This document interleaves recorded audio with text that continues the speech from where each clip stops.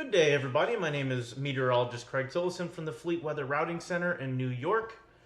For today, February 20th, 2023, current time is 4:22 GMT.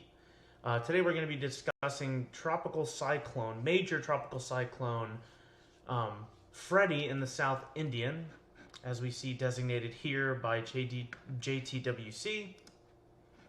The current track from JTWC actually has it peaking right now at 130 knots with the general west-southwesterly movement, maintaining major tropical cyclone strength before falling below Category 4 tropical cyclone strength, somewhere north of the Mauritius Islands, coming up here on the 21st by 12Z. It's then expected to continue on a west-southwesterly track, making landfall along the south-central coast of Madagascar, where it will briefly weaken over land, and then begin to turn slightly to the west and then west-northwest as a strengthening ridge of high pressure over South Africa begins to steer this slightly northwest.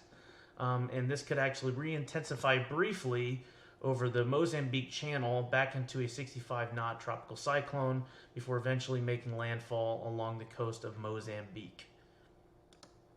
If we look at the current long-wave IR satellite imagery of Tropical Cyclone Freddy, we can see over the last several days or so it's progressively moved due west and then began to turn a little bit more to the west-southwest while maintaining a pretty pronounced eye, as we can see on satellite, with a decent northwest outflow channel and southeast outflow channel, ventilating the system while being in an environment with weak, deep layer shear.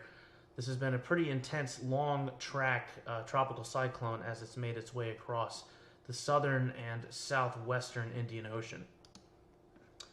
Here's the last 3 hours or so of microwave imagery of the inner core within Tropical Cyclone Freddy. We can see these warm colors beginning to dissipate near the end of the run around 3Z this morning, indicating that the inner eye wall is beginning to erode and weaken, and the deep thunderstorm activity around the eye is beginning to dissipate, indicating that this might be going through a weakening phase briefly as it goes through eye wall replacement. Lastly, we'll look at the GFS here within one of our in-house products, and we see the wind, 10-meter wind. Again, same idea, moving just north of the Mauritius Islands, making landfall, briefly weakening, re-emerging over the Mozambique Channel, where it could cause some issues later on for areas in the Mozambique Channel and along the Mozambique coast, and then making landfall sometime around Friday the 24th. Once again, this is Craig Tillison reporting from the Fleetweather Ocean Routing Center, signing out. Everybody stay connected and safe.